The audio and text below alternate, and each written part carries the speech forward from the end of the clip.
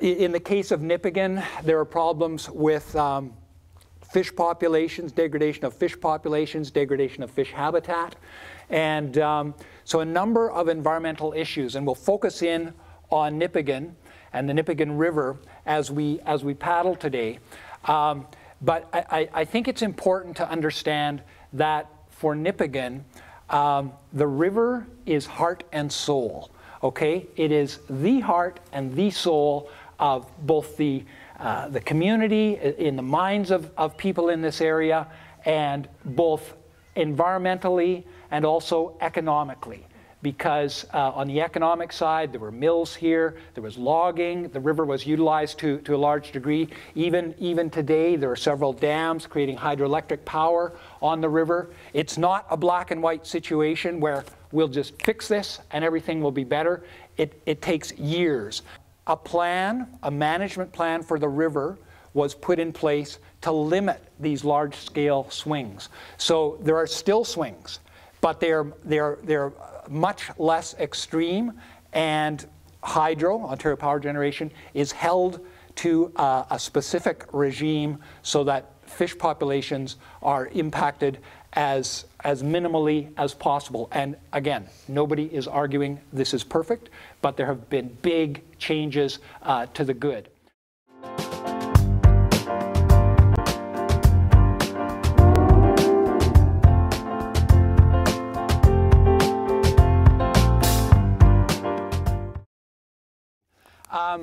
This used to be the river.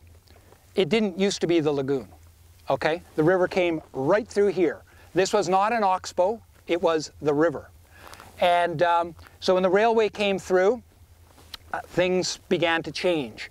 You can see the railway bridge right here, causeway, and so this section of river got blocked off. And it was, you know, there's just the opening here that allows exchange to the main river. What is proposed here in this lagoon area is that the exchange with the main river be restored. The objective of increasing that water exchange is to enhance the habitat for fish, especially walleye. Okay, the total cost of the project is something like, we're in the neighborhood of about $300,000. They've already done a whole bunch of planning and design work as to how they're going to open these passages. One more time before you go.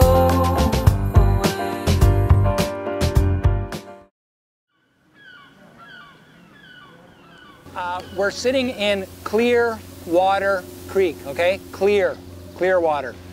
And we're sort of in the estuary here where there's exchange with the main river. This creek flows through, right through town, right through within the municipal boundaries. And there have been some really extreme issues with stormwater on this creek. And Clearwater Creek had highly unstable soils, and so you had these big flushes of sediment running into Clearwater Creek. So the clear water of the creek was heavily impacted by sedimentation. The brook trout population was negatively impacted in a big way. So a management plan was put in place for the creek to try and reduce these big flushes of sediment going into the creek. A bunch of work was done to the point where not only was stormwater managed, but the creek itself, which had been highly degraded, and I mentioned volunteers pulling engine blocks out of the creek and every manner of old bed frames, etc., that you might find in a creek within municipal boundaries that had accumulated over like 100 years. So there's a big cleanup project, a stormwater management regime that was put in place, and also down to the detailed level where they had somebody who was qualified in stream rehabilitation to come in and kind of create the riffles and the pools so that and put in place the proper substrate so that fish could re-inhabit the creek.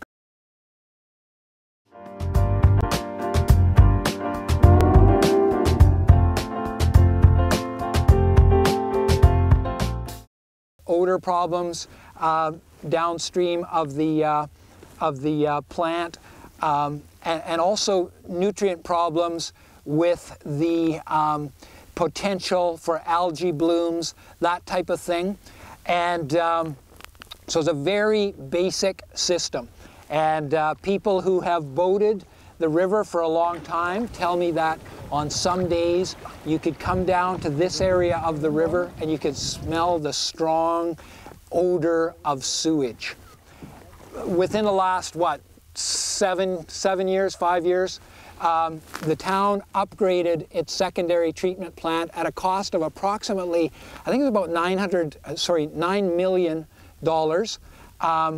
And half of that money came from the feds, Environment Canada, half of it came from provincially, the Ministry of Environment, and they put in place a state-of-the-art upgraded treatment plant. One more time before you go away.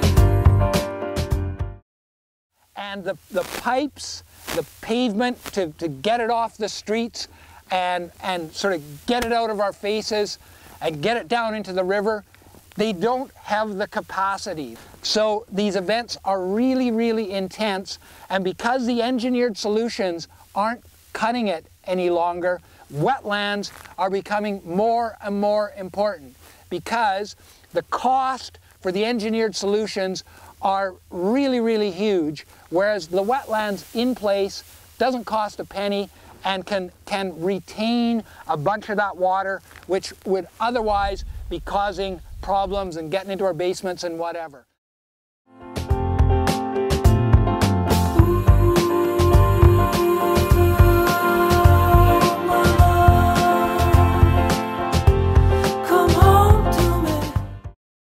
Forestry-related industries down here on what is called Sawmill Point. Bit of debris left. People like Betty and Dave Crawford over here were involved in a massive cleanup of this site.